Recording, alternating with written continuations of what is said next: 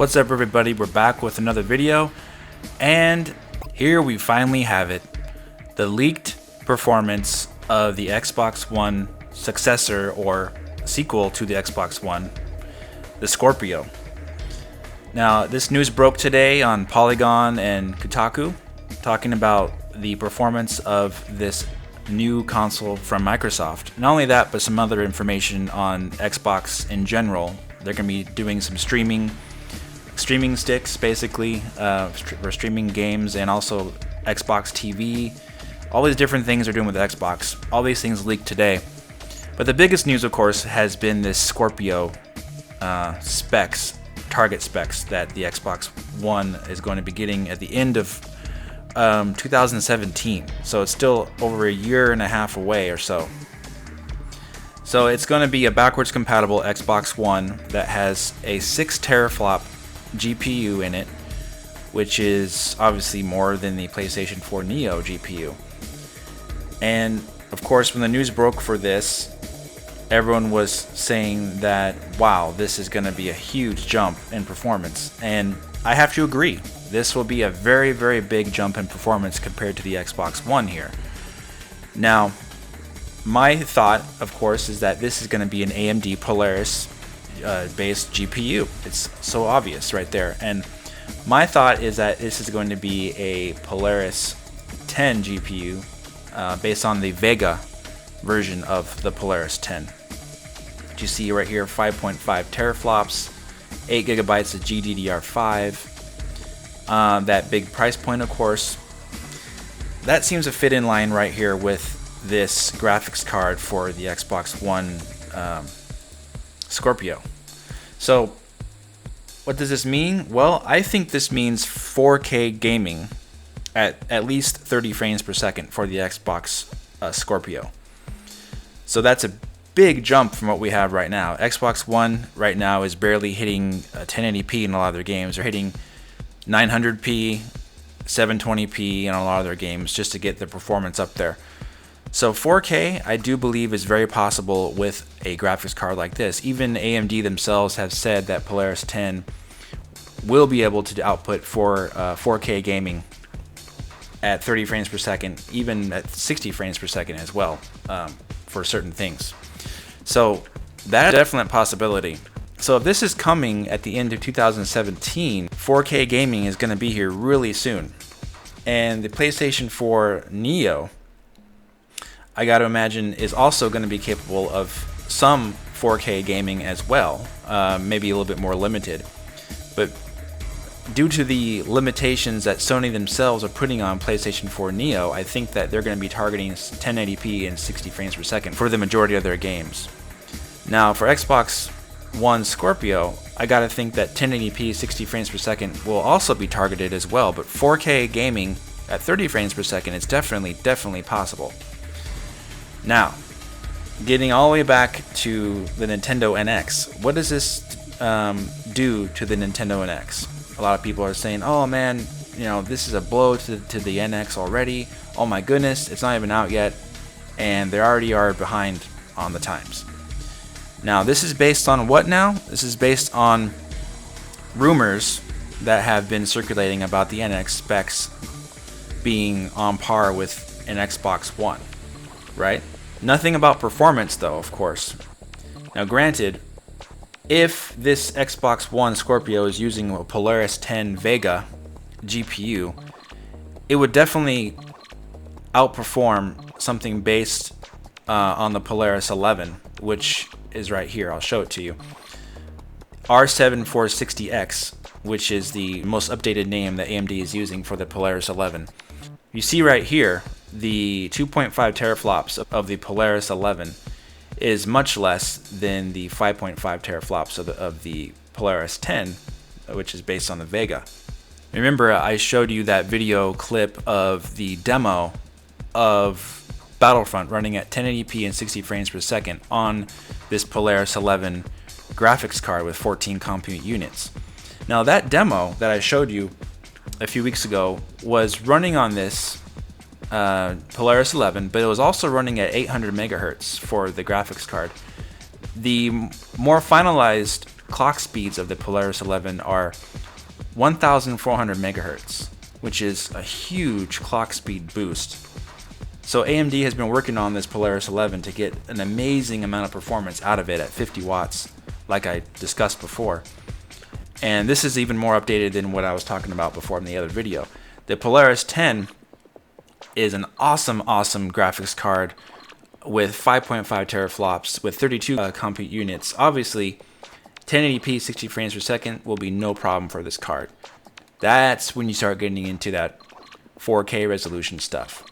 So if Microsoft is targeting 4K resolution, all that extra power is going to be eaten up by targeting that high resolution. It takes a lot more power, a lot more grunt and force to get that high resolution at running at even 30 frames per second. For example, like I talked about earlier, the NVIDIA GTX 980 Ti is one of the best NVIDIA graphics cards that they have right now. It runs games at 4K at 30 frames per second. And that's not even a locked frame rate. Some games it drops below 30 frames per second. The benchmarks and testing of this particular Polaris 10 have been pretty much equal to a 980 Ti at a much lower price, $300. A 980 Ti costs over $600 right now. Of course, NVIDIA is just releasing their 1080 version of their next graphics card on a Pascal. So it's already going to be beyond that performance of the 980 Ti.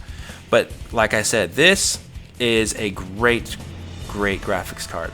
And if Microsoft is coming out with this at the end of 2017, they're definitely going to have the most powerful console on the market.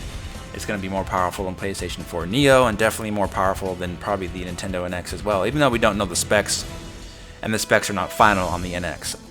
You can kind of, conclude that this will be the most powerful system out there based on what we know so far of what Sony has leaked, or people have leaked about the PlayStation 4 Neo and for the Xbox One Scorpio. However, like I said, the Nintendo NX, the specs are not locked down, and the architecture of the NX is highly likely to be Polaris based, along with the Xbox One Scorpio, and even possibly the PlayStation 4 Neo. I'm not ruling out PlayStation 4 Neo being based on Polaris. I just said it was highly unlikely due to the limits that Sony is putting on the PlayStation 4 Neo to be more matching with PlayStation 4 with the features of the games. But it is possible, due to the size of the GPU being 14 nanometers, that AMD had no other solution and they just have Polaris available on that size of a die for the GPU. So Polaris could be possible on all three of these consoles: NX, PlayStation 4 Neo, and Xbox One Scorpio. Is that going to cause a gigantic disparity in performance if that is the case? My thought is no. If the NX is not targeting 4K, obviously, which I don't think it's going to target that. I think it's going to target 1080p with solid frame rates, 30 to 60. I think Polaris 11 would definitely hit that with no problems, especially with this boosted clock rate here that they've managed to put in the more finalized specs. So this is an amazing processor right here, this Polaris 11, for what it does. And the price obviously is going to be much less expensive. It's to be announced. Obviously the deal Nintendo has with AMD, whatever it may be, is going to be much cheaper than whatever they sell on retail. Now, so the argument is, well, why don't I just wait for an Xbox One Scorpio at the end of 2017? Why should I buy an NX in March 2017? Why should I even buy a PlayStation Neo at the end of 2016? Which is what they're heavily rumoring as being releasing this year, is that PlayStation Neo for the holidays. So here's why I think it's a good idea to wait. Why? Is because most people don't have 4K TVs yet, right now. And you got these new systems coming out, PlayStation 4 Neo, PlayStation 4K, whatever you want to call it. You have the NX coming out in March. And we still don't know what the special feature is of the Nintendo NX. Nintendo hasn't even showed the console. The specs have not even been finalized yet, guys. So I definitely suggest waiting and seeing what the NX is. These jump to conclusions.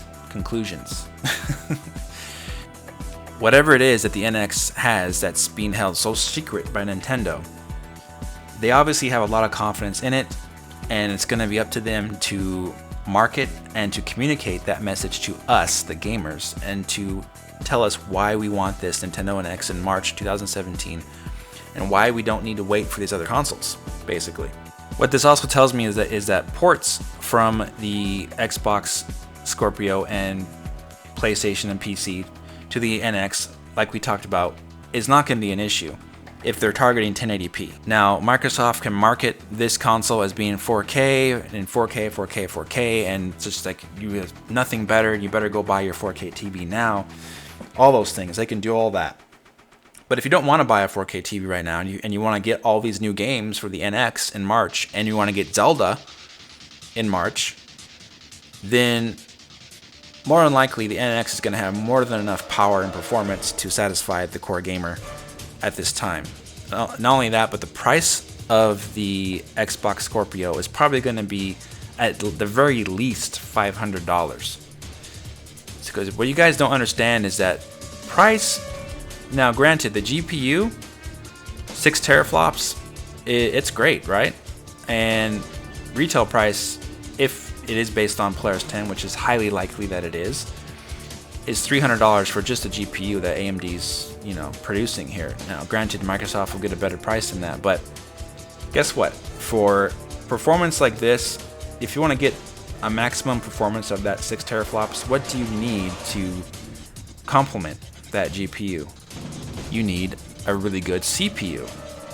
So that CPU, whatever Xbox One Scorpio targets, that CPU is going to need to match the performance ability of the GPU. Because what's going to happen is that if the CPU is underclocked and slow, which is what happened with the PlayStation 4, if it's underclocked and slow, the CPU will not be able to draw the game fast enough for the GPU. So the GPU will basically be waiting on the CPU to draw the game, which will cause performance to drop down. So the CPU needs to be high performing in order to draw the game in a good enough way for the GPU to react to get that full performance of those 6 teraflops. That also will add to the cost of this console. So $499 may be even on the cheap side for this thing. It may be $600. It's basically a PC Steam box is what Microsoft is doing. These announcements that have leaked, that are pending, basically, Microsoft is creating PCs in a box at varying different prices. They're going to have an Xbox One Slim version. They're going to have a streaming version of Xbox or an Xbox TV. They're going to have this really high-powered console. They're going for the whole thing. They're basically saying, this is our PC Steam box. Because you can buy a PC in a box from Valve, from Steam right now, that does the same exact thing. You can get a 6 teraflop GPU in a Steam box right now. So the price would be about $600, I believe, for a Steam box that's that high performing. So this is actually no different than what Steam is already doing right now, and Microsoft is targeting that already. So then you have to weigh in your mind cost versus performance versus being an enthusiast, gamer that has to have the highest graphics card available. Basically, you're turning yourself into a PC gamer. I myself, I have 2 GTX 770s at 4 gigabytes of RAM running in SLI, and it blows away everything that's out there. I don't have any problem running any game out there, but it's not even the top of the line graphics card right now at all. It's like a couple generations behind already. Console gaming is in a difficult spot right now. They can't go all out for the PC gamer because the PC gamer doesn't go for this kind of stuff. They kind of do, they kind of don't. And you can't raise the price too high either. Then you alienate the core gamers that buy consoles, right? And you alienate the mass market appeal too, of parents who want to buy their consoles for their children or for their teenagers. They're used to spending, $300, $350 for a console. When you start passing the $400 mark into $500 and $600, you're going to end up segregating your market to just a smaller audience. So again, it goes back to the Nintendo NX and the performance for the price for what you get, and for the hook that Nintendo has. I think that the Nintendo NX, everything is leading to it being a very nice performing console graphically for a price that's going to be close to mass market. I would imagine they're aiming for a $299 price point for the NX. Xbox One Scorpio is probably aiming for a $500 price point, if that. If they get that CPU up to par with the GPU, it's going to be more than $500. I guarantee it. Or Microsoft will just eat money on it and keep it at $500 no matter what, and you'll get a really nice performing console out of that deal. So I know this is a lot of hypotheticals we're going through right now, but it makes sense to talk about it in this way because you got two business sides of it. You got the mass market, you got the enthusiast market, you have the in-between market, you have the power, the performance, you have all these factors involved. And then you have the iterative involvement as well of these consoles. They're obviously not going to be lasting for 5 years anymore.